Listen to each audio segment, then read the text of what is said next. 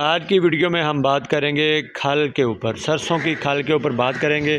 सरसों की खल का क्या फ़ायदा है, इसमें कितने मिनरल्स पाए जाते हैं, ये जानवरों को कितनी मकदार में देनी चाहिए, मुकम्मल तफसीलात आज की वीडियो में हम बताएंगे। और हम कैसे खल दे रहे हैं आपको ये भी दिखाएंगे।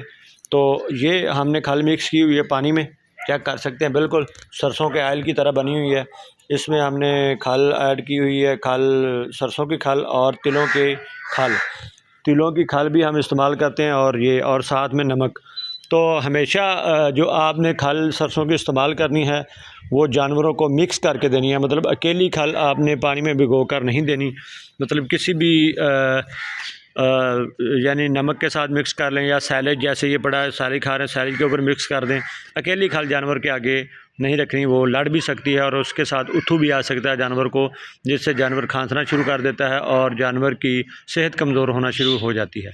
तो ये सरसों की खल खाते हुए, ये पीते हुए जानवरों के सर के ऊपर ये सारे जानवरों ने पी चुके हैं, और अपनी मुनासिब मकदार में जितनी इनको चाहिए थी। हम पानी में डालते हैं, आप भी डाल सकते हैं। पानी में खल डालने से ये होगा कि जानवर आराम से पी जाएंगे और नमक भी साथ में होगा और वाई बादी का मसला भी नहीं होगा।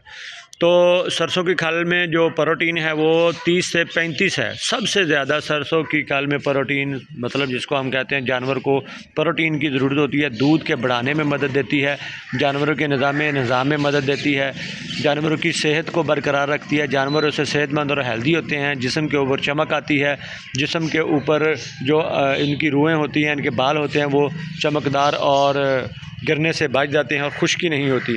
सरसों की खल ख़ास तौर पर सर्दियों में देनी चाहिए।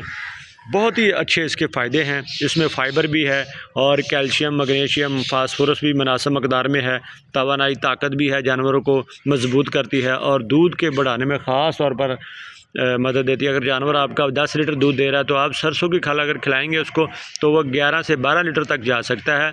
और ये ऐसे ही हम खिला रहे हैं और हमारे जानवर जो है वो अच्छा दूध बना रहे हैं। हम बिल्कुल वंडा जो है बिल्कुल जानवर को मुनासिब मकदार में देते हैं, ज़्यादा प्रोटीन वाली चीज़ें देते हैं, जैसा कि खल, सरसों की खल में भी प्रोटीन है, तिलों की खल में भी प्रोटीन है, और साथ में नमक देते हैं, मिनरल भी साथ इस्तेमाल करते हैं।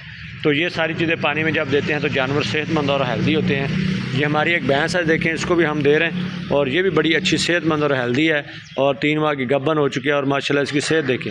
और जानवर बड़े इजी होकर देखें, ये अपनी खुराक खा के बड़ी तसल्ली से यहाँ से पानी वगैरह पी के खल वाला, और ये आराम से कुछ अपनी जगह पर बैठे हुए हैं, देख सकते हैं, और कुछ खड़े हुए हैं, और कुछ जुगाली कर रहे हैं खड़े हुए, और कुछ अभी चारा खा रहे हैं। तो ये अगर आप जानवरों की खल का इस्तेमाल पूछते हैं कि कितनी करनी चाहिए, सरसों की खल आप 1 किलो से 2 किलो तक दे सकते हैं फ़ी जानवर को, लेकिन वो आपने मिक्स करके देनी है। अगर जानवर आपका दूध वाला है, बड़ा है, हेल्दी है, सेहतमंद है, तो उसको 1 से 2 किलो दे सकते हैं।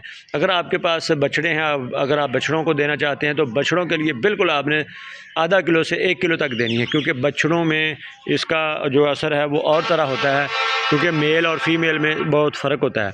क्योंकि हमने फीमेल से दूध लेना होता है, और अगर आप बछड़ों को देना चाहें तो आधा किलो से 1 किलो तक दे सकते हैं। लेकिन तरीका का इस्तेमाल आपने यही करना है कि मिक्स करके देनी है। बेशक चोकर में मिक्स कर लें, बेशक वंडे में मिक्स कर लें, बेशक साइलेज में मिक्स कर लें, बेशक चारे में मिक्स कर लें।